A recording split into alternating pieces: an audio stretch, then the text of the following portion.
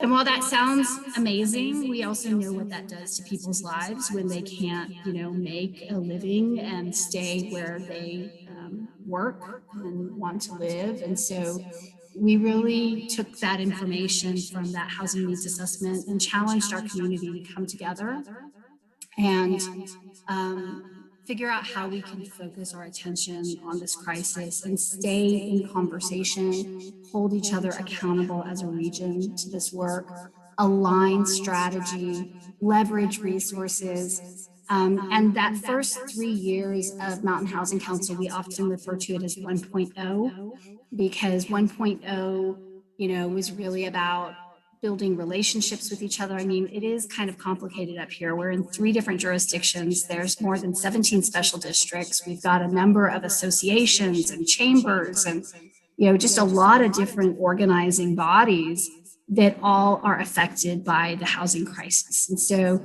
in 2017, we launched with 28 partners. And they represented these different jurisdictions and special districts. And a lot of our work was really building that network and understanding the problem and also doing a lot of myth busting. Somebody would say, it's the impact fees, it's the cost of those. So we'd say, okay, let's run off over here and write a white paper about how do we compare to other communities, both in mountain towns and Reno and other areas of impact fees. And somebody would say, it's the short-term rentals. And so we'd run off over here and kind of ground ourselves in fact, knowing that different people are going to have different opinions on how we solve this. At least what we could do together is try and ground ourselves in fact. And so that was really 1.0, was educating ourselves, educating the community, bringing the partners together and really aligning strategy. 2.0, which we're in now, is the second 3 years. And in the first year, we wanted to put together what's called a regional housing action plan. And that action plan is really what today is about.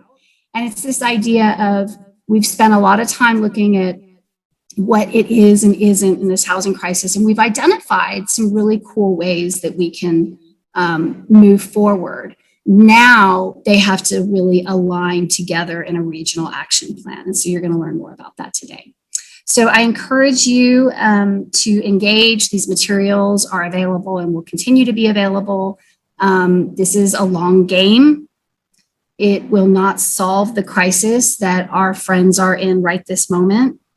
And for those of you who are impacted by this housing crisis at this moment, I'm so sorry. We see you, and we're all showing up every time for these meetings to preserve the integrity of this community. But it's hard work. It's complicated. There's no one silver bullet. And, the people who represent the Mountain Housing Council are the ones who continue to show up, roll up their sleeves, and try and figure out the solutions. So with that, I'm excited to introduce and have the team introduce themselves. Amazing group of leaders who've put together a lot of their time and energy over the last year in this regional housing implementation plan. And that will include our own Mountain Housing Council staff. So with that, I hand it over to you, Ashley. Fabulous. Thank you so much, Stacy, for those really important welcoming and grounding remarks. And I do want the team to introduce themselves. I want to take care of just a tiny little bit of housekeeping first. So apologies for that, but let me get through this and then briefly, and then we'll get on with it. I do just want to note this is a webinar format. I would really have loved to have done this in person. I just actually want to make sure are you seeing the agenda right now? Yes. As the screen sharing? Okay, great. Lots of monitors, need to make sure that it's all working out here. So we really would have loved to have done this in person with opportunities for, old friends to greet each other and for the casual chit chat that's so important, maybe even with snacks. It wasn't meant to be this time, but we really appreciate your patience with the virtual platform and just the inherent constraint in trying to host a community meeting in this way. I did want to just note for everyone that this is being recorded, so we'll make it available to folks who aren't able to make it, and it'll be a part of the record. And then another note, we just have the chat and the Q&A enabled. We'll be monitoring this and doing our best to respond in real time over the course of the meeting. So in just a moment, we'll move on to introductions. I think Stacy actually gave a really nice overview of the agenda, so I think I might just scroll right through this and let's get into it. And Stacy, will you actually introduce your Mountain Housing Council team, and we'll have each person or a representative from each firm introduce their own team. And I kind of wish we were at a gym and everybody could kind of run out with their hands up in the air. Woo! On the Tahoe Truckee Community Foundation team, we have Tara Zuardo, our program manager of Mountain Housing Council, and Christina Kine, our program coordinator. Tara keeps us all up to speed on connecting strategy and relationships to keep this work moving forward. And Christina ensures that we all show up to the right place with the right information and following up on the right tasks for us to keep moving ahead. Awesome. And for economic and planning systems, I'll speak here. We are the prime consultant that was retained by Mountain Housing Council to lead this team. My name is Ashley Cannett. I'm a principal with the firm. I'm joined here on the panel by my colleague Jake Craner, who took the lead on the housing needs analysis update. And then I'd be really remiss to not mention Kate Trainer. She's not with us here today. She is now doing really good work in the field of affordable housing with an affordable housing developer, but I would want to honor the work that she did prior to that job transition. And with that, Steve, I might turn it over to you. How nice to honor Kate, our neighbor in Tahoe Donner now, too, Ashley. So Sierra Business Council is also on the team as a sub-consultant working primarily on survey information and communications. And our team is Jill Sanford, Sierra Business Council's communications manager, Brittany Benessy, Sierra Business Council's Government and Community Affairs Director, and I'm Steve Frisch, the President of Sierra Business Council. And I'll hand it over to Mr. Knoll in Design Workshop. Good afternoon, everybody. Steve Knoll with Design Workshop. We are also a sub-consultant at EPS. We're really providing some of the graphic representations and some of the discussions and outlines about some of the alternative site testings that we're doing that will be part of what we call pitch sheets. You'll see more of next meeting, but just to kind of give you that overview. And with me is Tracy Davidson, and we have other people behind me that do really the work, but that's the main cast of characters from Design Workshop. Thank you, Steve, and everyone. So now you know who we are and how we've sort of contributed to this effort, and let's just jump into it. Okay, so we wanted to start with some stories from the community. We just got news that one of our participants is not going to be able to make it today. So we are going to be hearing from Paul Bancroft. Paul, I'm super appreciative of your willingness to be here today and willingness to speak. Thank you, Christina, for promoting him to panelist. And Paul, what's your story? Hi, can you hear me okay? Yes. All right, great. Yeah, thanks for having me. So I was asked to talk just a little bit about my experience as a community member receiving the Martis Fund First Time Homeowners grant several years ago. So just a little bit of background, as it says on the screen, I'm the executive director of Sierra Community House. I also serve on the board of trustees for Sierra College. I was born in Truckee, grew up at the lake, so born and raised local here in the community. My wife moved to North Lake Tahoe when she was 5, and currently works for Tahoe Truckee Unified School District and serves on the board of directors for Adventure Risk Challenge. We've got 2 kids, hopefully starting school next week. We'll see what happens with everything that's going on, but that's the plan. So, yeah, like so many people, years ago, we were renting our home in Kings Beach, and when it came time to renew our lease, our landlords, who were very lovely people, said we'll renew for 1 more year, but then we're putting our house on the market, and we're cashing out. And so we, all our families here, our careers are here. At that time, my wife was pregnant with our 2nd child, and we were kind of going, oh my gosh, what are we going to do? There's no way we can ever buy a home in Tahoe. It's way too expensive. Are we going to be that family that also is moving to Reno or Carson? So we started looking for rentals, and even, this was probably 5-6 years ago. And as we, even at that point, there was not much for, a family relying on 2 nonprofit salaries to be able to rent a home here.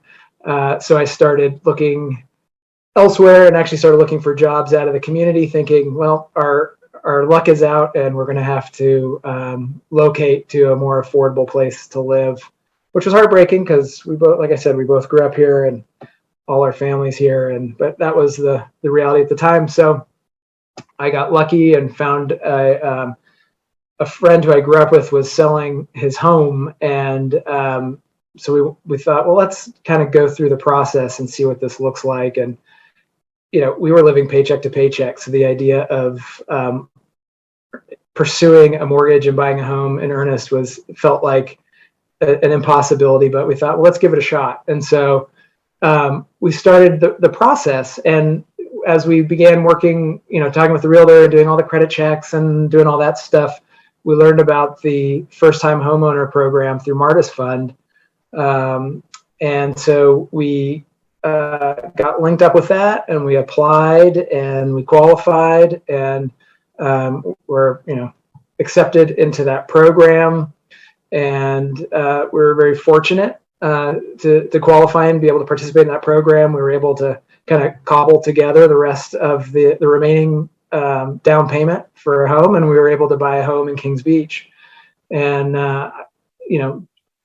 working and running Sierra Community House and providing so much support to folks who are losing their housing, and knowing what the market's like now. My wife and I, on a regular, probably a daily basis at this point, just express our gratitude and feel, and how fortunate we are to have been able to purchase a home here at the lake when we were able to. And that would not have been possible without there's no way it would have been possible without the Martis Fund First-Time Homeowners Program. So whenever I talk to friends, family, or I've even talked to some of my staff about this program, to look into it and to be able to have access to it, because it is a huge support in opening that door to home ownership in our area, with the way costs are, and not everyone has that kind of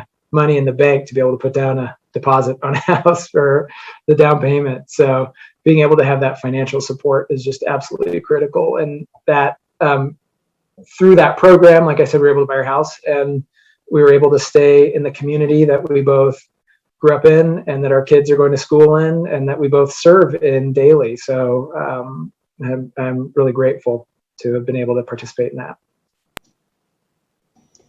Thank you, Paul. It's a moving story. I appreciate you sharing it with us. And can I ask one follow-up question? Maybe, I don't know if you remember even. Do you remember how you heard of the Martis Fund, or how you became aware of the opportunity? Yeah, I was thinking about that today, trying to remember how we heard about it. And I think it was through our realtor. As we were working through, it was either a realtor or the mortgage broker, but trying to put the pieces together in order to make it happen. Either of them turned us on to the program and got us connected through it, and said this might be an avenue for you in order to make this happen. So that's good. That's how I remember it. That's an important reminder of all the different kinds of connections that happen, and they're all important. So thank you, Paul. And I'm sorry that Danielle wasn't able to make it at the last minute. Maybe we can tee her up for the meeting on September 30th. But thank you, Paul, for representing. And I'm going to turn it over now to, I think it's back to Stacy, and she's going to remind us of some of the really good projects and programs, policies that are underway, that our partners are working on every day. And Stacy, I'll advance the slides for you. You just let me know when you're ready for the next one. Sure. Are there slides that come after this list here? Yes. Perfect. Do you want me to jump right into those? Well, just really quickly, I also want to thank Paul for sharing his story. I think that it's just such a great example of how we have to keep cobbling together sources of funds, programs, policies, and actions. And that's what this next set of slides is oftentimes our community members feel like nobody's doing anything and that they're not being heard. And this team has put together 10 kind of moments in housing that have happened. And you're going to see a lot of the same logos. But it's because a lot of these agencies are the ones that are set up to do this work. Behind all of these things you're about to see is a community of Mountain Housing Council partners and citizens who helped show up and advocate or helped figure out how they're not being heard. And this team has put together 10 kind of moments in housing logos are associated with this. So with that, actually, I'm going to ask Tara to just walk us through the top 10 and just keep in mind, like, this is what we're talking about today when we think about a regional housing implementation plan, is how to get more of this kind of stuff, more of these real solutions, and how we align and leverage them across a very complicated but small region. All right, take it away, Tara. Great, thanks, Stacy. Well, when we started putting together this list, it was so difficult to limit it to 10 that we just kind of had to organize things into these general categories and then kind of verbally communicate all of the specific examples, because again, you couldn't pick just 10 individual programs that are kind of the top 10, because we have basically, all of our jurisdictional partners and our nonprofit partners doing something under each of these topics. So that's kind of why they're organized into these overarching kind of topics, and just to kind of talk a little bit about them today. Workforce housing preservation and the below market rate housing programs. We have our jurisdictional partners, Placer County Workforce Program, the town of Truckee, working really hard to kind of increase the deed restricted existing housing inventory and kind of secure it for the future for the local workforce. The programs kind of pay home buyers and basically new housing developers in exchange for deed restricting their homes so that it can only be occupied by local workers. So we have some pretty strong programs coming out already in existence, and then also kind of coming to fruition as well on that. We have a number of new affordable housing projects that are already existing and are also about to kind of come onto the market between now and December. Truckee Artist Lofts, Hennis Flats, Frischman Hollow, Sierra Village Apartments, Truckee Pines Apartments, Truckee Donner Senior Apartments, Truckee Riverview, and then coming up and in the works, Coldstream Commons, Frischman Hollow 2, Donner Lake 6, and Estates Meadows. So those are, groups including the Martis Fund, Tahoe Truckee Community Foundation, the town of Truckee, and the Sierra Business Council, all working collaboratively to kind of make those happen and bring them onto the market for folks to move into. We have a number of new tax funding resources for housing. TBID, which recently passed, was a business's vote on taxes for more resources for housing. Measure K increased the town's transient occupancy tax to provide for more revenue for housing, projected to actually provide $700,000 annually to go towards affordable housing specifically, as well as prepare for wildfires and other natural disasters, as well as simply acquire and preserve natural open spaces. And then Measure U, which was the community voting on tax measure for dedicated housing funds within Truckee. As you heard about a little bit from Paul, we had a number of down payment assistance programs, first-time home buyer and down payment assistance programs for local workforce. The Martis Fund has long provided these funds for folks. We also have programs from Placer County that are already in existence, as well as Nevada and the town of Truckee. We have long-term lease incentive programs to encourage homeowners to rent their homes and now their rooms as well. To the local workforce. The town of Truckee has been especially active with this, partnering with landing locals to kind of reach as many second homeowners that have vacant homes that could possibly rent them out to local workforce, and then expanding the program to increase incentives for these homeowners in terms of payments, as well as and apply those incentives to renting out rooms and not just entire homes. Town of Truckee has a fantastic accessory dwelling unit, ADU program that it's been working on, very hard on. They have, increased the number of applications they have for folks, applying to build ADUs on their property in order to rent to local workforce. That's a program that has a lot of promise. You also have TRPA working very hard on this, Placer and Nevada County kind of putting more and more plans into place to kind of increase their ADU programs as well. You have a number of brand new local organizations that are completely dedicated to housing solutions, the Truckee Tahoe Workforce Housing Agency, as well as AMI Housing and Landing Locals, which I previously mentioned. A number of supportive housing services for homelessness and low income needs. The Home Keep program funded a purchase of 13 units of supportive housing in Kings Beach recently.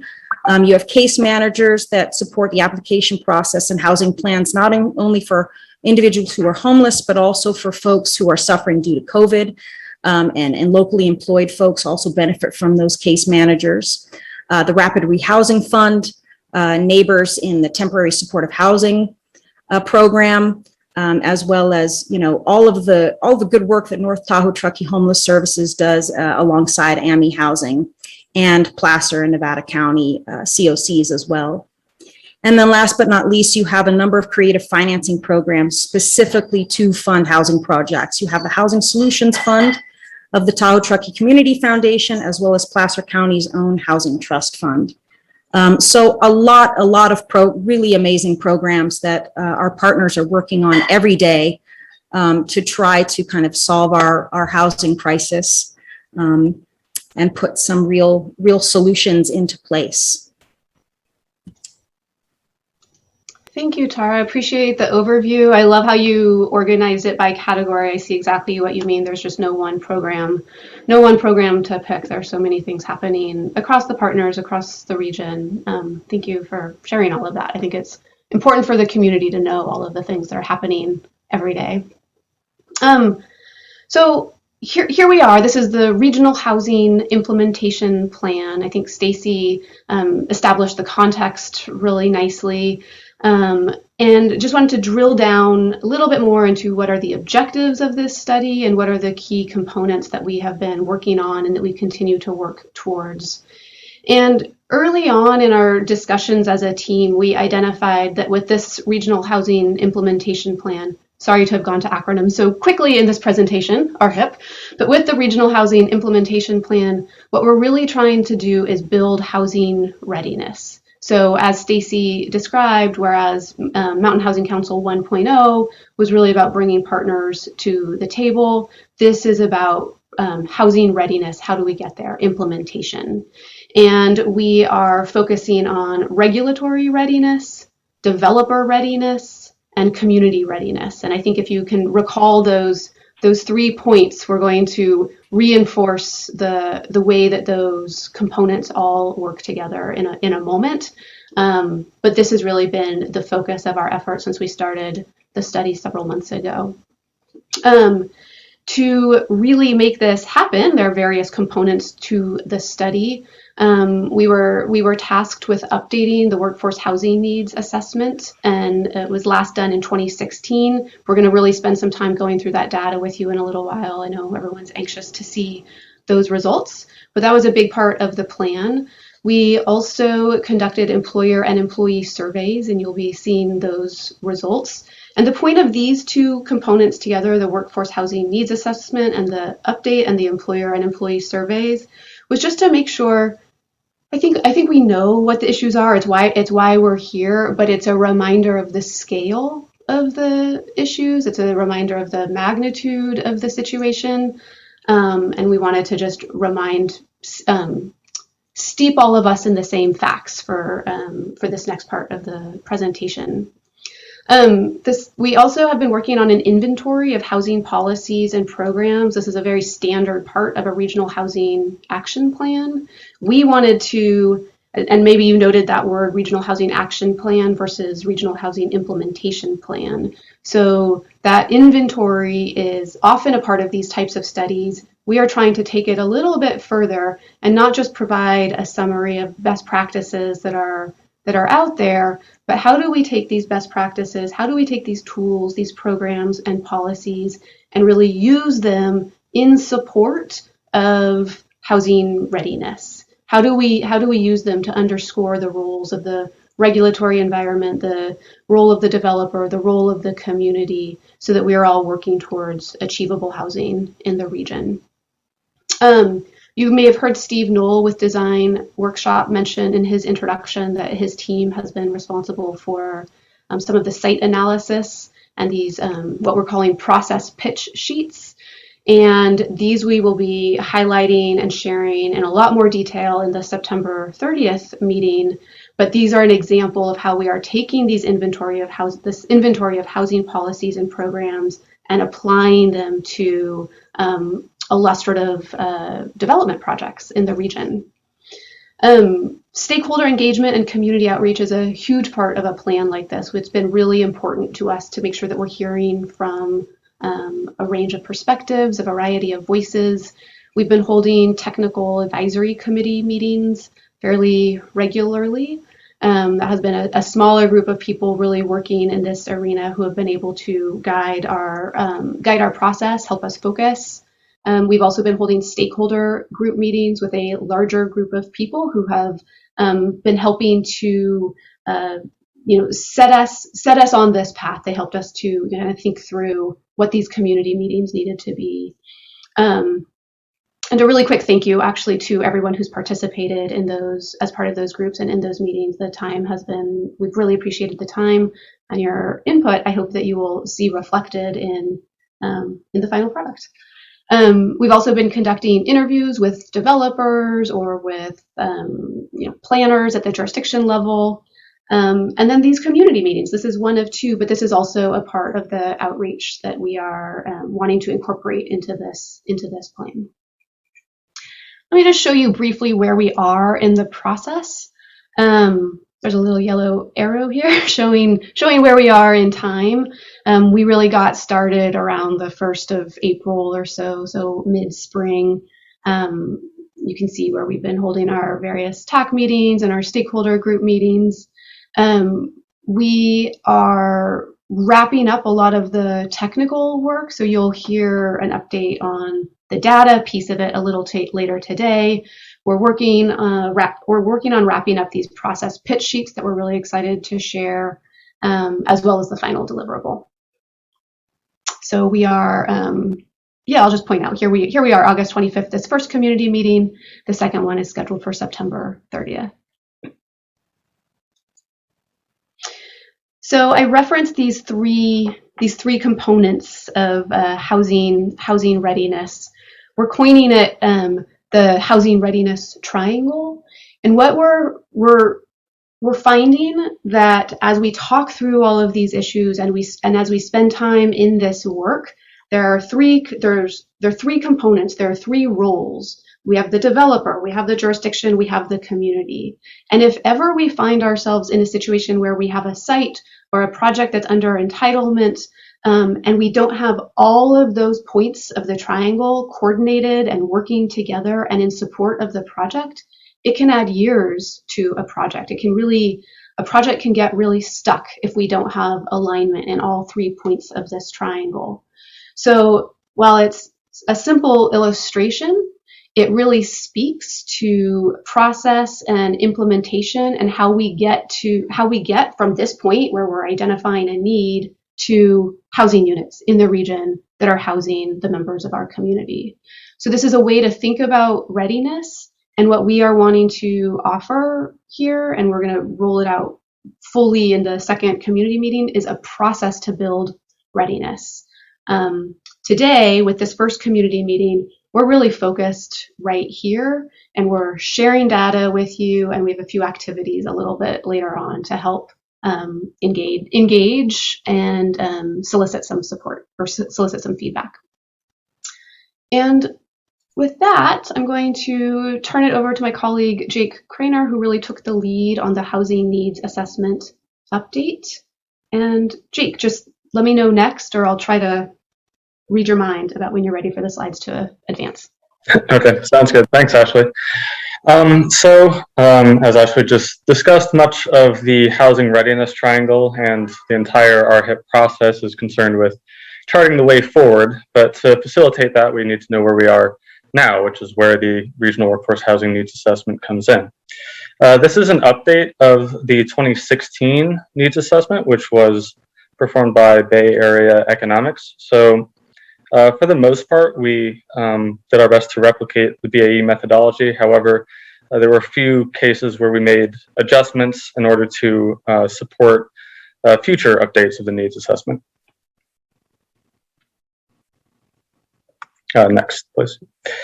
So just a quick bit of regional context. So the North Truckee region, I'm sure you've seen at least some version of this map several times. It's about 550 square miles, and something to really note, Stacy touched on this a bit earlier, but there are dozens of jurisdictions working together to address this issue of housing, facilitated by the Mountain Housing Council, sorry, in order to advance this access to housing in this region. Next, please.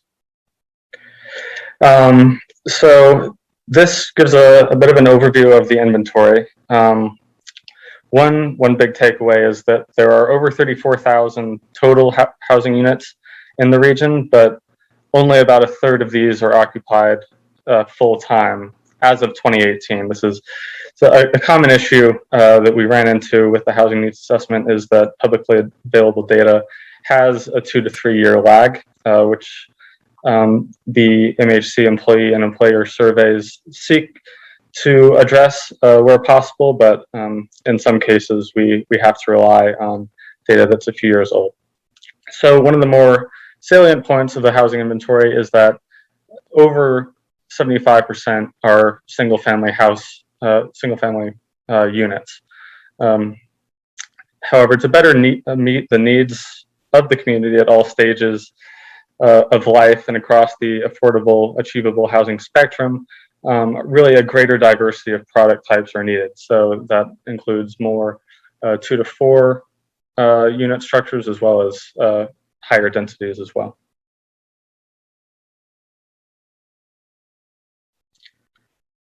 All right, so now we're going to dive into the numbers a bit. And if anyone has any questions, feel free to enter them into the Q&A function. So bottom line, the total unmet housing need in the region is over 9,500 units. This number refers to the number of households that are inadequately housed. It's the number of units that needs to be made available, not necessarily built, though new housing development is a key component of addressing this issue. So we went about this needs assessment by identifying 4 key cohorts. The big one is the resident workforce, so those that are living within the study area and are employed. We also have the in-commuters, so these are households that are employed within the region, however, they live elsewhere, for example, in Reno, many places, as you all are, I'm sure, familiar. Then third, we have the seasonal workforce. So that's workers that are employed on a part-time basis, not year-round. And then we've also identified the unhoused population. Through the HUD point in time counts, and we'll dig into each of these cohorts a bit later, but overall numbers, roughly 4,700 resident workforce households are inadequately housed, 3,500 in-commuting households are inadequately housed, 1,275 seasonal worker households are inadequately housed, and then 44 homeless individuals are obviously inadequately housed or unhoused. In addition to these 4 broader cohorts, we also looked into sub-cohorts as well as sub-geographies. So specifically the town of Truckee, East Placer County, and East Nevada County that is not part of the town of Truckee. And in most cases, Truckee, as the major population center in the region, typically accounts for around half of the unmet housing need. One other point, as I mentioned, this is an update of 2016 needs assessment. What we found with an adjusted methodology, specifically for the end commuters, again, to support further updates in the future. With this updated methodology, we found that the unmet need in the region increased about 1,000 units, or 12%, over the last 5 years. So quite a significant increase. Thanks, Jake. And maybe before the next slide, there's a question from someone in one of our attendees. The question is the regional housing need based upon 2021 numbers?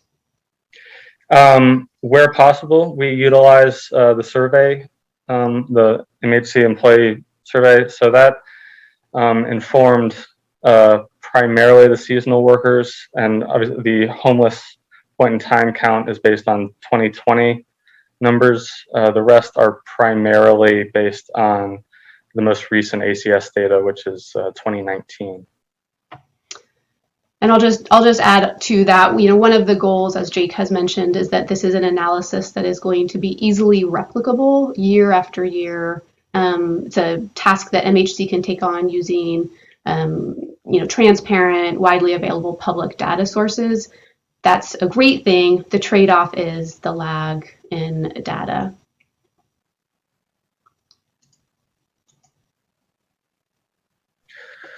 So this is our housing bridge, and what this shows is the unmet need by income category.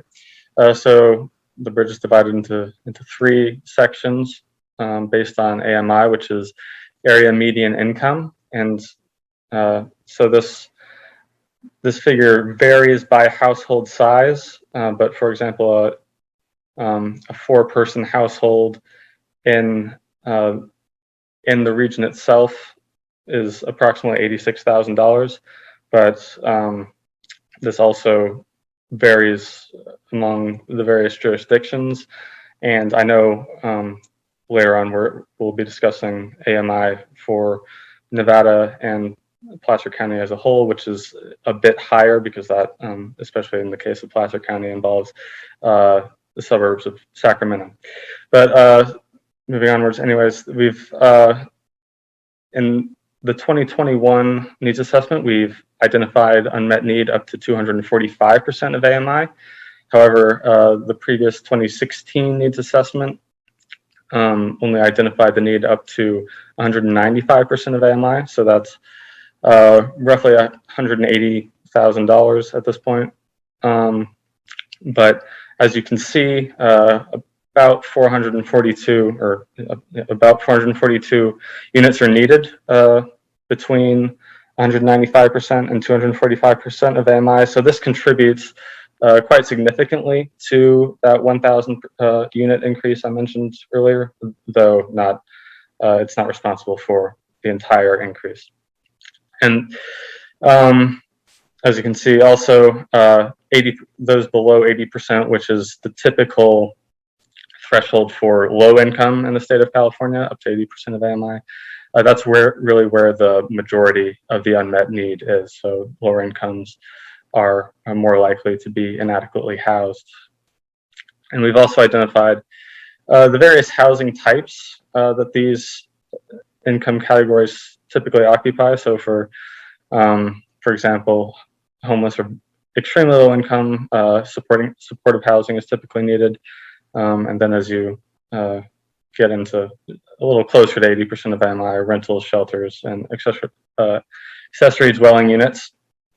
Once you're into moderate and middle income territory, our rentals, for sales, and ADU are often achievable. So that's what the types of housing that those income categories can actually achieve in obtaining.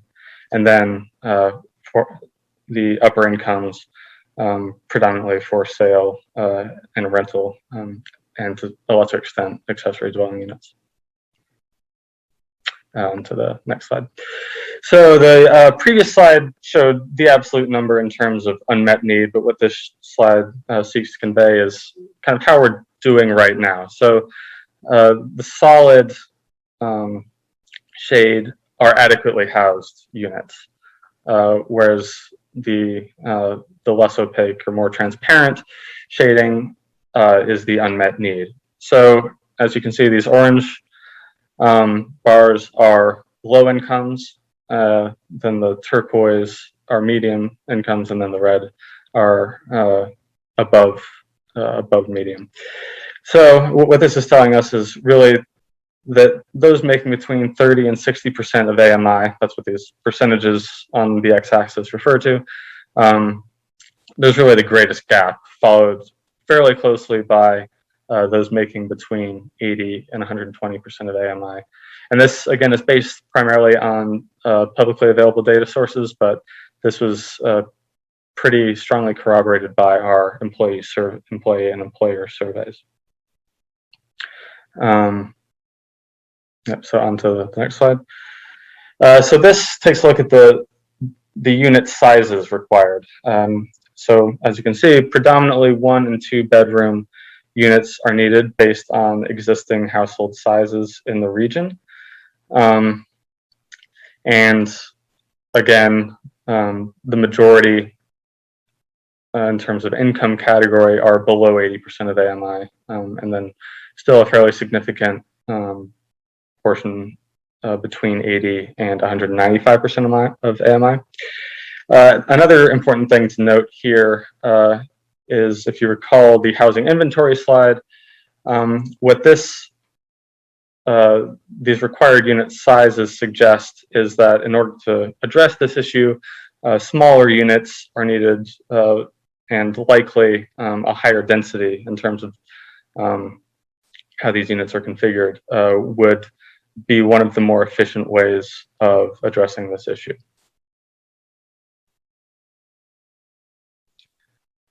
So we'll dive into each of the 4 cohorts that we mentioned, the first being the resident worker households. So again, about 4,700 inadequately housed resident worker households. This is up about 600 units from 2016, though again, this 2021 assessment also incorporates those making between 195 and 245% of AMI.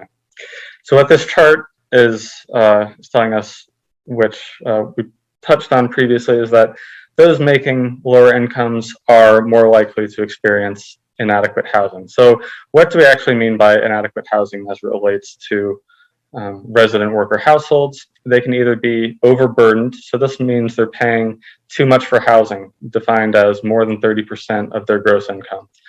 So that's one measure of inadequate housing, another being overcrowded. This is an HCD standard of more than 1 person per room in the unit. And then thirdly, underhoused. So the unit they occupy doesn't have adequate plumbing or kitchen facilities. These 3 are all standards applied by the HCD. So for example, out of all households making less than 30% of AMI, 84% experience at least one of these 3 issues. The most common being overburdened or spending too much on housing. And then on to the Commuter household. So this is based on LEHD, that's the longitudinal employment household dynamics survey conducted by the U.S. Census. And what this tells us is that about 9,000 workers who are employed in the region are commuting from elsewhere. So not each of these workers needs their own house. Based on regional averages, there are typically 1.6 workers per household. So this translates to a total of about 5,600 commuting households. So the way inadequate housing was determined, and this is where we really differ from the 2016 needs assessment, is based on the MHC employee survey issued this spring. We asked those who were commuting whether they were not likely, somewhat likely, or very likely to relocate into the region should adequate housing become available. In 2016, only 2 choices were listing, likely and not likely. But it's a major decision for those who are in the situation if they would actually relocate. So we opted to give them the opportunity to express a little bit more nuance. So what we found was that 84% said that they were very likely to relocate, or somewhat or very likely to relocate. So they answered either of these 2 categories. So that translates to an unmet need essentially of 4,600 units. But what we actually used in our for the overall needs assessment, that 95-28 figure at the start of this section, were those that are very likely to relocate, and 63% of respondents indicated that they would be very likely to relocate should adequate housing become available. So it's really a policy decision on which of these 2 figures you choose to incorporate, but we figured that those that are very likely to relocate indicates sort of a minimum amount. Next slide, please. And then the seasonal workers. So this is a bit unique relative to the previous 2 cohorts. We did identify total number of units based on that standard 1.6 workers per household. However, seasonal workers are typically a bit more flexible in terms of their living arrangements. What they're really after is a bed, so it might be more appropriate to think of in terms of an unmet need for approximately 2,000 beds or individuals. And this is an area where we feel partnership with local employers could really make a difference. Other characteristics that are unique for seasonal workers relative to the other 2 cohorts is that seasonal workers tend to fall into the lower income categories. And this is based off of the data collected in the survey this spring, which Steve will get into a bit more in the coming slides. And then also seasonal workers tend to live in larger households, which makes sense if you consider college students who are one sub-cohort of seasonal workers would be more likely to live in or share housing with a larger number of other people. So on to the next slide. And final cohort we looked at are the unhoused population. And again, this is based on the point in time study, which was coordinated regionally by the Tahoe Truckee Health and Human Services. So a large thanks to them for providing us this data. And what it found was that 44 individuals are unhoused. So given that there are no families, we assume that each individual would need, in this case, their own unit. And this is also likely to be understated, given that some individuals did not consent to being included in the count. And among these 44 that did consent, 20 are chronically homeless, meaning they've been homeless for extended lengths of time. And again, this number also might be understated, as some who did respond to the count did not indicate how long they had been homeless. So with that, back to Ashley. Yeah, thank you, Jake, for the overview. If anyone has questions, we can try to answer them now. The eventual deliverable, the Regional Housing Implementation Plan, will also discuss all of this in all the gory detail, all the methodology, all the behind-the-scenes data. If you're curious for more, so let me just take a quick look at the Q&A, and there was a question in there from Susie Tarnay, who asked, if the AMI for a 4-person household is still at 92,400, why is low income, or 80% of that, $86,000 in our slides instead of $73,920. I'll let Jake really tackle, but my thought is that that is based on a 4-person. The stated income limits are based on a 4-person household. They of course tier for smaller Right. units or for larger units. Maybe it's as simple as that, but we did not assume a 4-person household across the board in our study. That's correct. We looked at essentially the proportion of households for each size, and then each of those household sizes has their own area median income. So I'm not exactly sure what the 86,000 figure, which slide that is on, but it really, there's no one area median income. It really does depend on household size. And of course on jurisdiction. So That as well, yes, correct. Okay, great. Well, if anyone continues to have questions about this as it ruminates, as it percolates, please feel free to enter it into the Q&A. But I think at this point, I'll turn it over to Steve Frisch with Sierra Business Council to walk through the survey results. great, Ashley, appreciate it. So yeah, I'm going to give you just a quick update on the community survey and what some of the key findings in that were. So we conducted 2 surveys, an employee survey and an employer survey. The surveys were conducted in April and May of 2021, so kind of at the height of both our the beginning of the ramp down of the COVID closures and some of the turmoil in our local market. They were conducted in English and Spanish.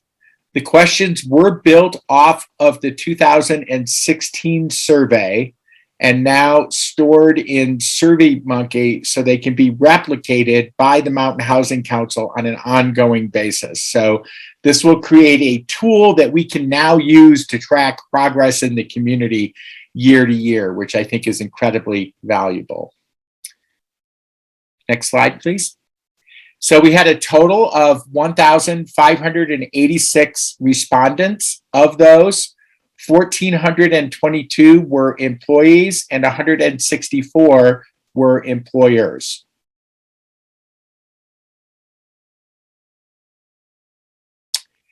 So in the employee survey, some interesting results. So first, 90% of the respondents to the employee survey had trouble finding housing, which I think is really interesting. And they were renters who had trouble finding housing. So 68% of the respondents spent more than 30% on housing costs, including utilities. And to put that in a little bit of context or perspective, with 68%, the statewide average is about 43%, and the Sierra Nevada average is 36.8%. So clearly the respondents to the survey in our region were skewed higher than the statewide averages, which I think is kind of interesting. 42% of the respondents reported trouble finding housing available for year-round occupancy. So this was another problem, that if they could find housing, it wasn't really guaranteed for long-term rental on an ongoing basis, which was a problem for a lot of the respondents. Next slide, please. So 25% of the respondents had reported being displaced from housing in the last 2 years due to the sale of housing or the conversion of housing where they live to another rental format like short-term rental, and or their landlords deciding to use the housing for their personal use. So this is a very high displacement number.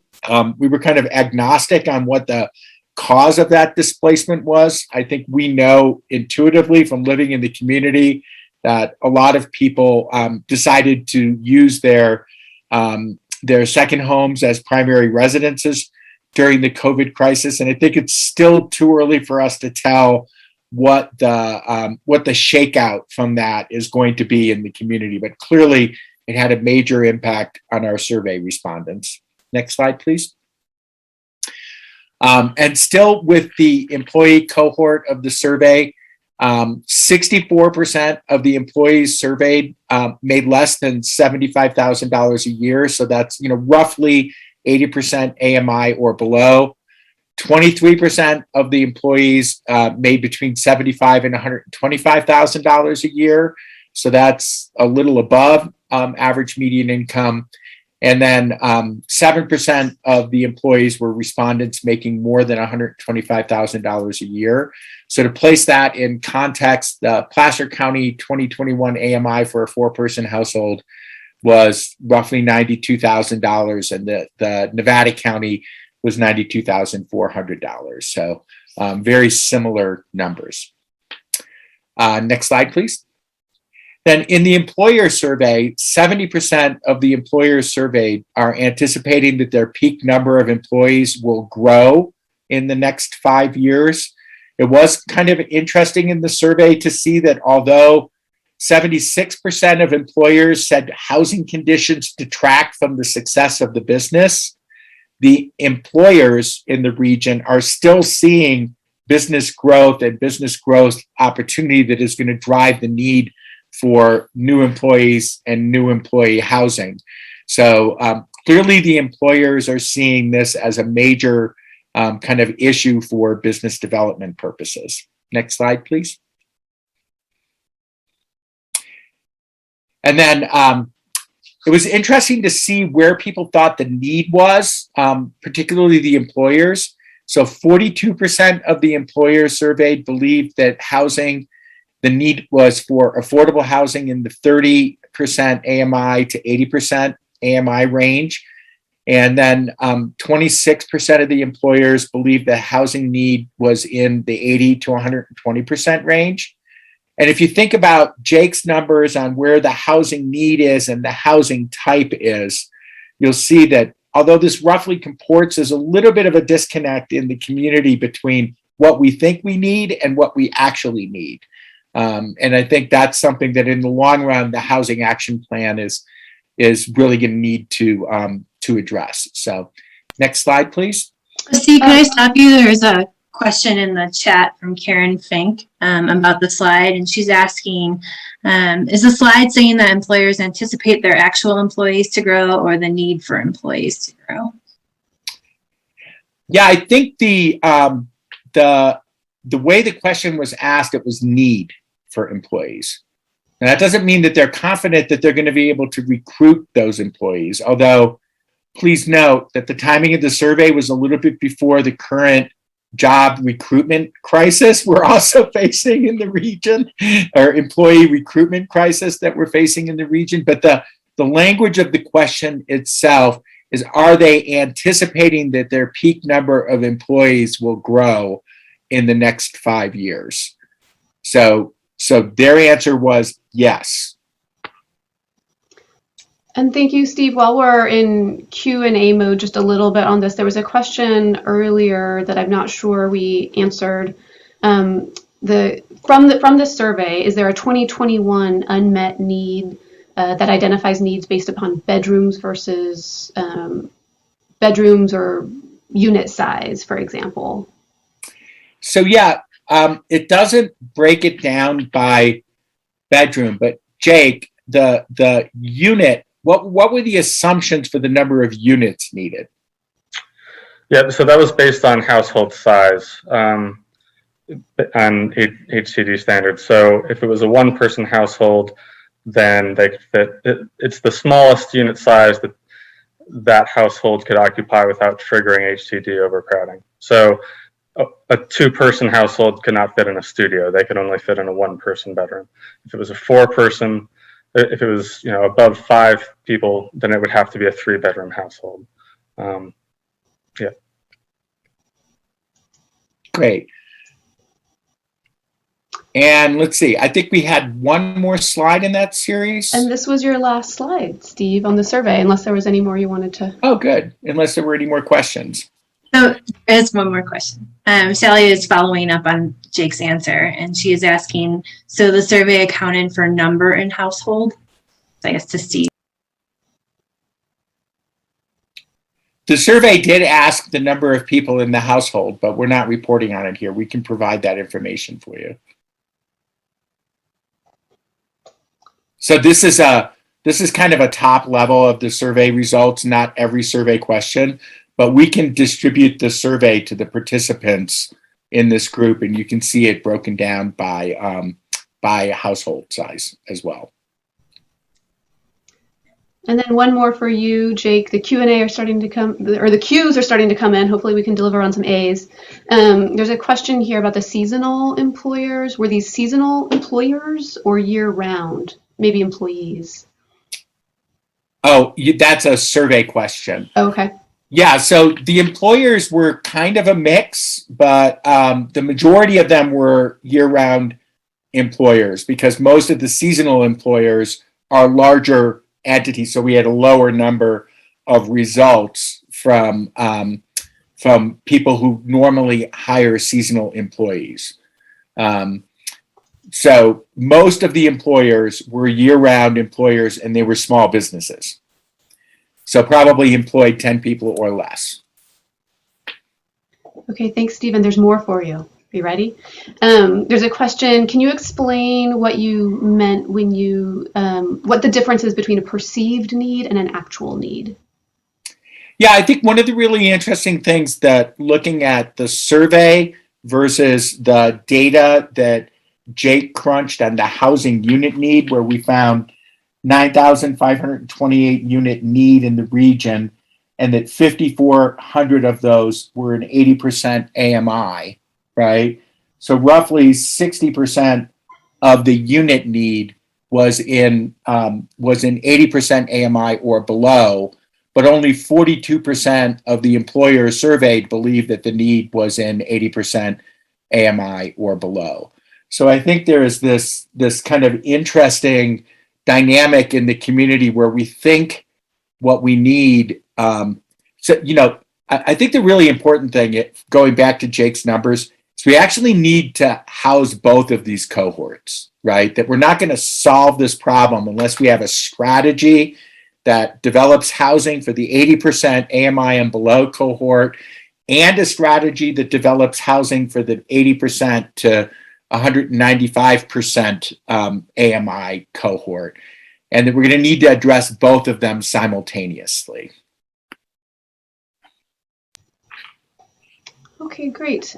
Well, let's segue. Feel free to continue to ask questions in the Q&A or via the chat. We'll keep an eye on it. But we'll move on to the first activity that we have planned. This is our effort in this webinar, constrained webinar format, to really reach out to you, try to get some feedback in real time. So we're trying out something. It's a format called Padlet.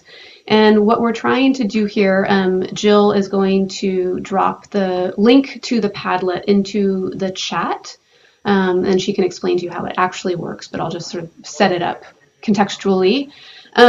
We've put up on this screen a range of housing types. And if you recall back to Jake's slide about the existing inventory, you see that of our existing inventory, 80% of the units in the region are of the detached single family ilk or variety.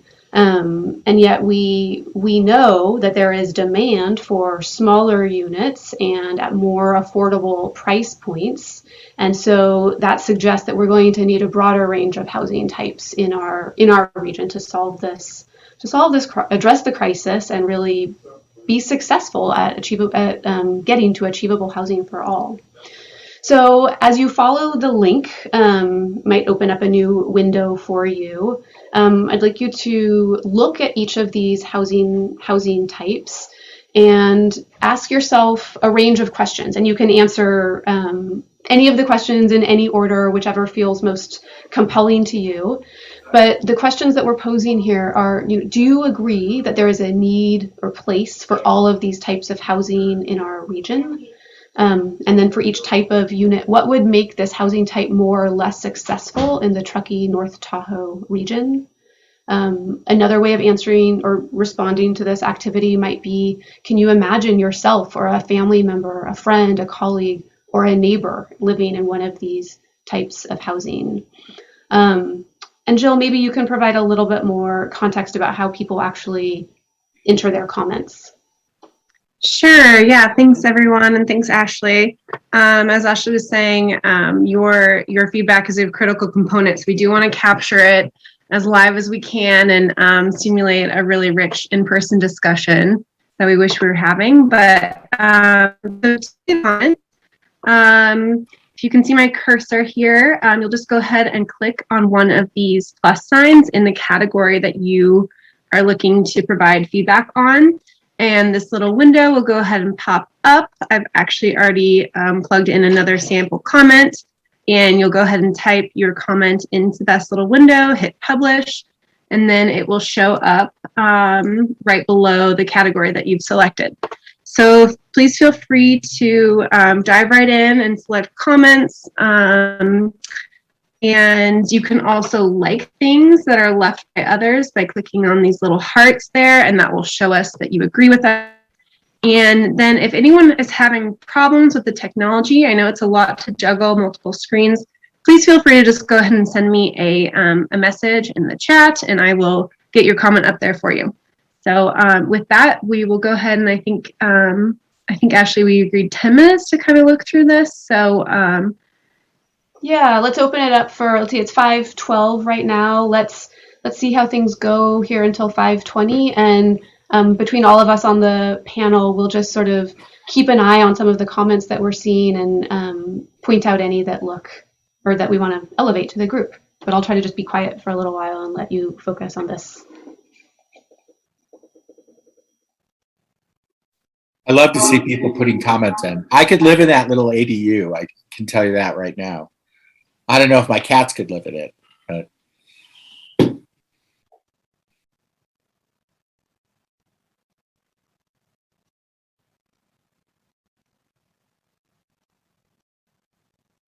And in order to enter comments, you will need to click on the link that Jill put into the chat. Thank you. Shauna, I'm seeing your comment. Let us know if you're still having problems.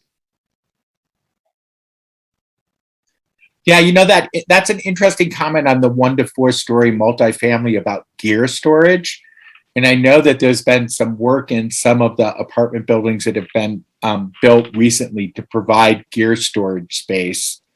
But that is actually an interesting challenge for the Tahoe Truckee region, because everyone has, you know, a bike, a paddleboard, and you know, maybe a kayak, you know.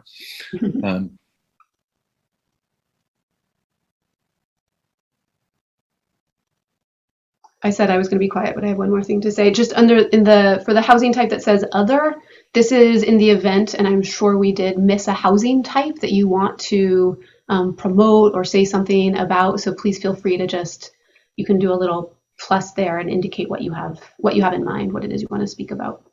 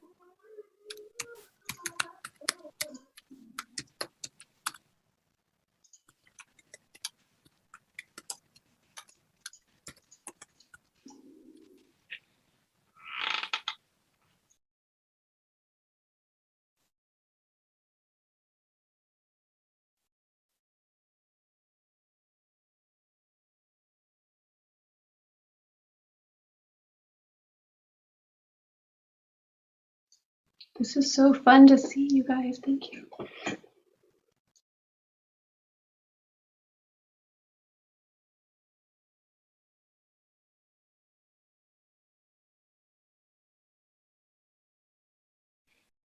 Yeah, there's an interesting comment in the townhome duplex thread about supporting policies that create more opportunity for duplexes.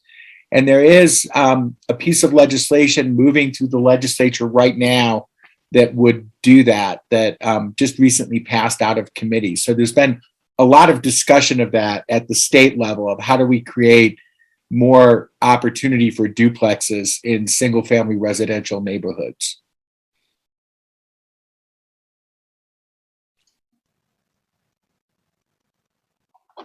There's also an interesting comment under the mobile home communities that is actually a plug and ends up being a plug for the tiny home prototype.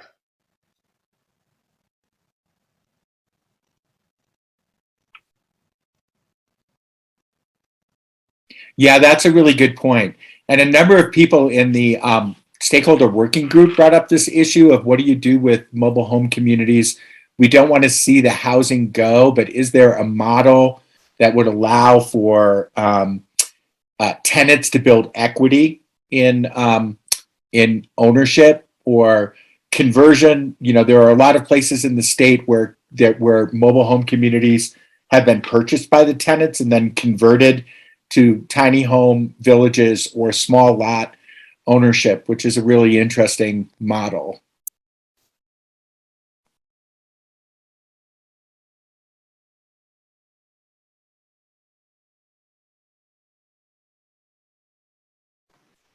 Yeah, Steve, we have a question from Renee in the chat or in the Q&A here that I think kind of gets, I don't know if you could elaborate on that a little bit more on ADU legality, I guess. So yeah, I think the question you're referring to is that Renee is asking if an ADU can only be built on someone's property. So that is one model for building ADUs, but another model would be like an ADU village property. So you could take, let's say a 1 acre lot and build 6 to 8 accessory dwelling units on it, kind of like an ADU village. Which there are a lot of models of that around the Intermountain West and around California now. So it is something I think that the local jurisdictions would have the ability to work on, in addition to encouraging ADUs on single family residential properties.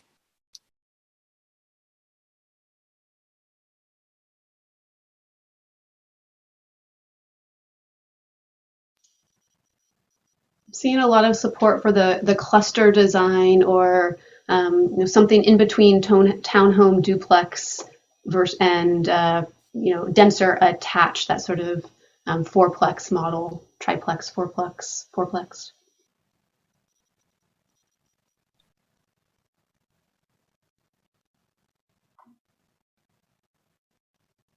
I think Lisa is asking a really interesting question there about how does someone who actually lives in rent-controlled housing, essentially, or in kind of matriculate to more of an ownership model or even a duplex rental model?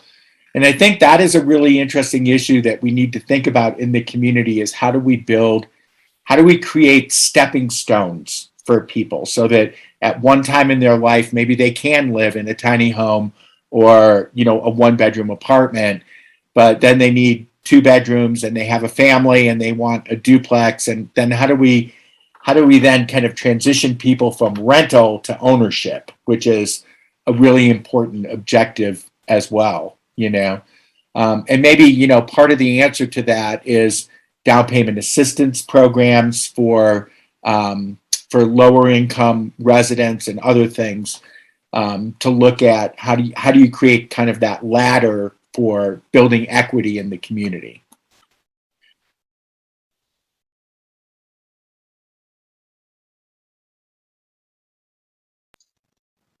Excellent. Well, let's give this another minute. Really appreciate how thoughtful people's comments are.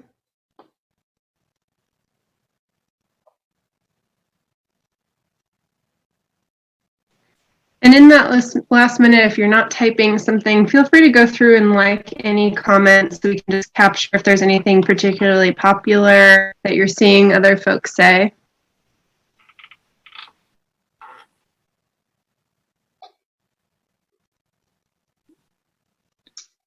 I think it's fascinating that we need as much room for our gear as we do for and our dogs as we do for our people. I just saw that. That just says something about toys. who we are living here. You know that?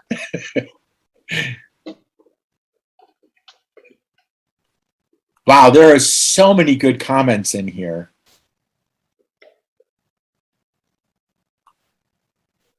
Yes, and this is a pretty easily publishable format that we're using. So we'll go ahead and keep this with where we publish the notes in the recording of this meeting and share some of this feedback. And share with the Mountain Housing Council partners as well. Definitely. All right, you guys. Definitely don't want to cut off any thinking about this, and I won't. This link will remain, up and valid for at least the duration of this presentation. So please feel free to keep adding your comments or liking. Steve or Stacy or anyone else on the panel, any sort of concluding remarks about this before we move to the next activity? I just think it's interesting how much of a diversity of housing type we're looking at in the community. And I think that's really important because the reality is, as I think Stacy said at the beginning, there is no silver bullet on this, right? Like it took us 20 years or 30 years to get into this situation. And it's going to take us 20 or 30 years and a lot of different strategies and housing types and locations to get out of it. And just the richness of this conversation is kind of inspiring to me. Agreed. And I just think that there's different times in your life when you need different types of housing. And when 90% of our housing stock in this region is tied up in single family units, it really doesn't encourage the other ways in which, you can downsize after your kids leave for college, or you can live in a small community with other young professionals, or sharing, near families. I always just feel like we have enough resources. We haven't put them together right. And, young families need seniors around because, they kind of go hand in hand. They help each other out, and where we can create more community around our housing is really, in my opinion, the idea. So this is very exciting to me to see a readiness in the community that's kind of beyond the single family unit. So thanks everyone for sharing. Thank you. And that's really an excellent segue to the next activity, which is again about what is the role that community can play. So I'm going to, let me just close the loop on this. Jill can continue to keep this up for a little while. That link will be valid for a little bit. What I'm going to do now is launch a poll. And the poll asks, you can fill it out in real time and then we'll talk about it together. But what we're doing here is asking you about community action strategies. Let me just go ahead and launch this. And we are asking, we've listed out a number of strategies that folks in that get at the role that community members can play. And I'm asking you to pick 3 or so. The poll won't limit the number of choices that you make, but we're interested in seeing some prioritization here. What are those strategies that you can be involved in that are likely to have the most impact in the region in terms of moving us towards achievable housing for all? So we'll give you some time to read through all of these. And you are very likely to have other suggestions. I saw a lot of them actually come through in the Padlet, and please feel free to enter those into the Q&A. The poll doesn't quite allow for that, but I'd love to get those ideas too.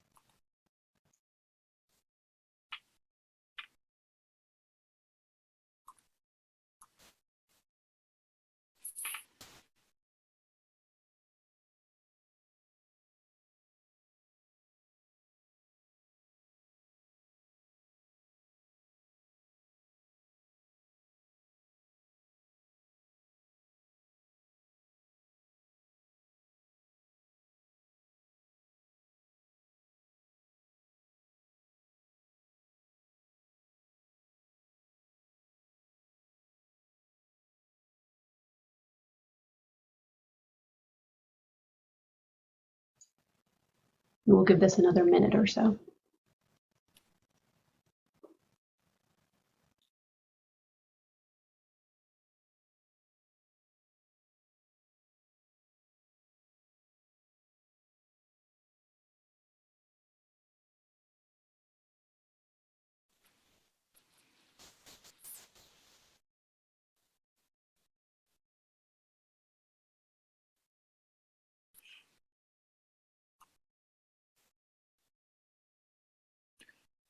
I love polls. They kind of leave you on tendrils until they're completed.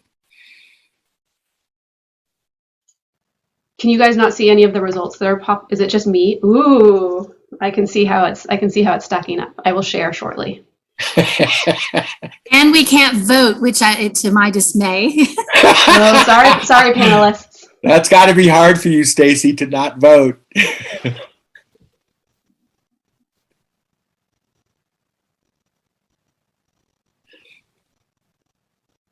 All right, we're at 75% participation.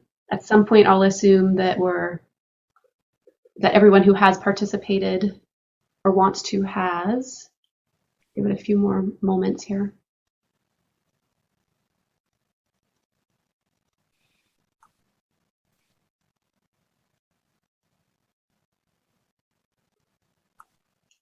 All right, I'm going to close it down. The percentage. Oh no, it's changing. I don't want to close it down if people are still voting. One more moment.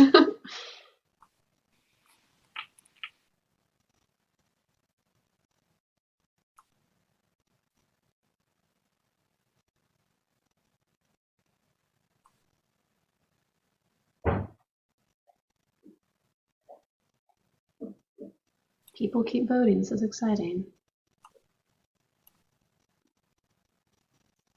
All right, you guys, 5 more seconds here.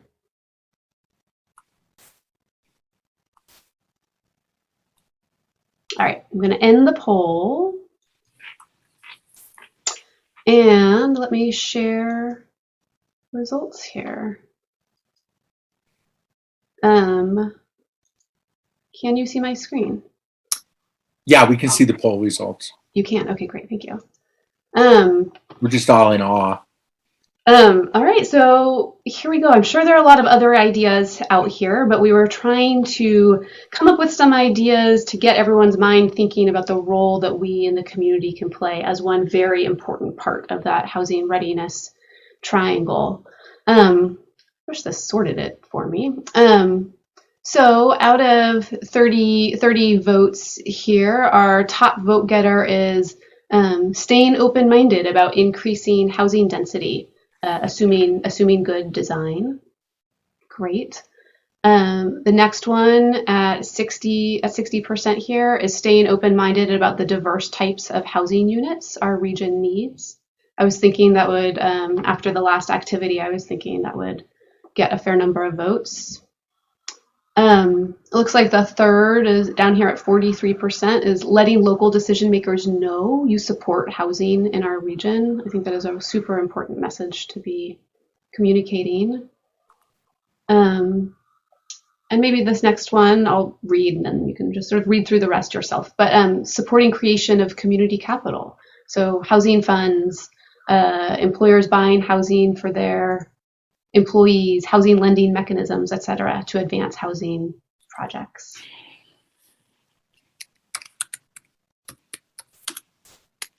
So I'm going to stop sharing these. Well, actually, let me open it up to the panel if there's anything any of you are seeing that you are surprised by, or anything you're seeing that just confirms what you were expecting.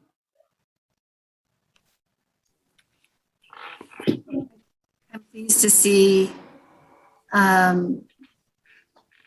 letting local decision makers know your support about housing in our region. And I think we've struggled as a region to really pull together good advocacy efforts. And so I'm really pleased to see kind of a community level interest in, maybe not showing up to the community meetings at 23%, but certainly letting local decision makers know. And I just want to emphasize that local decision makers have to put their votes on the line on behalf of our community. And for our counties, we're less than a majority of both counties that we're in. And so they need us as backup to help, showcase the will of the people that they represent. And so they need us. And that's often what we hear in our Mountain Housing Council meetings is, we're queuing up really great programs. We're queuing up new funding sources, and we need the region of Tahoe, North Tahoe and Truckee to show up and help us, make those votes and have confidence for it. I think it was interesting too that in our Padlet discussion, there's a lot of interest in this higher density, smaller unit, village type concept, right? And then in the answer to the poll, a lot of people talking about increasing density with good design. And I think those two really align with each other. Like that idea that you could take a multifamily residential zoning and you could get maybe 16 to 18 units to an acre on it in smaller units, but well designed around a village concept to increase opportunity is a really interesting, that's a very interesting idea to me. And something I think, the community seems to think would be attractive.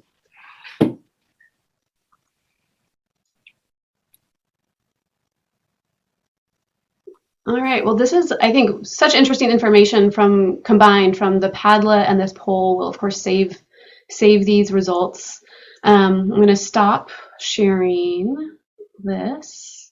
And again, I know the poll didn't have an open-ended component to it, but if you have other ideas about the role that the community can be playing, should be playing, to be an ally in this regard, please enter into the chat so we can get the ideas incorporated into our regional housing implementation plan. Let's see. All right, so this was meeting number, I'm not sharing my screen anymore, am I? Okay, hold on.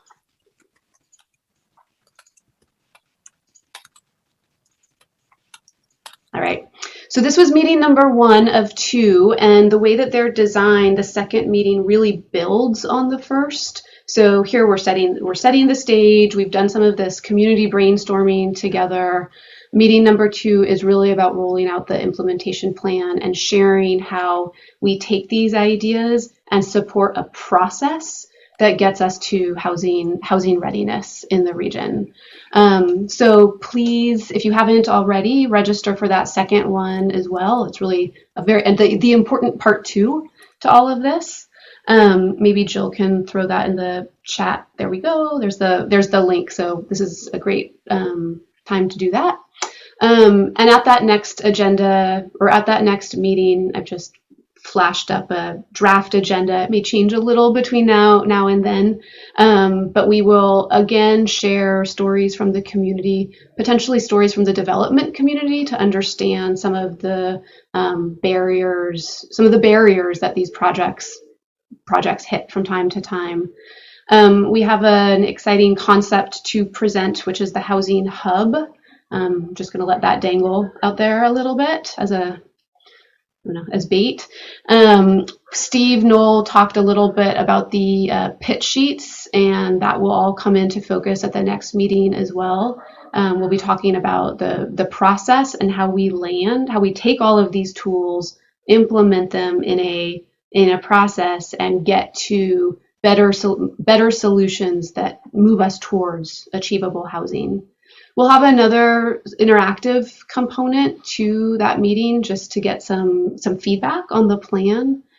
And then we'll close, much like we're about to do right now for this first one.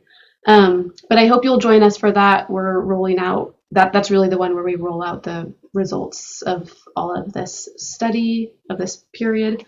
I can't tell you how much we appreciate your joining us tonight and your thoughtful comments, your patience with the webinar format. We really wish it were in a different way, but at a different time. And I think that is it from the consulting team. I don't know, Stacy, if you wanted to round it out at all. Happy to just say thank you again to our community for showing up. And I see a lot of our partners as well on this. And so thank you so much for your continued commitment.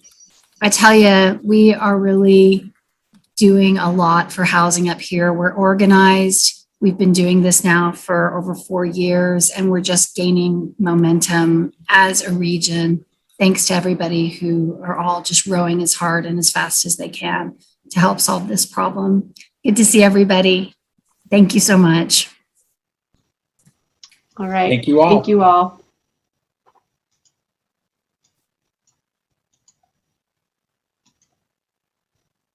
Recording stopped.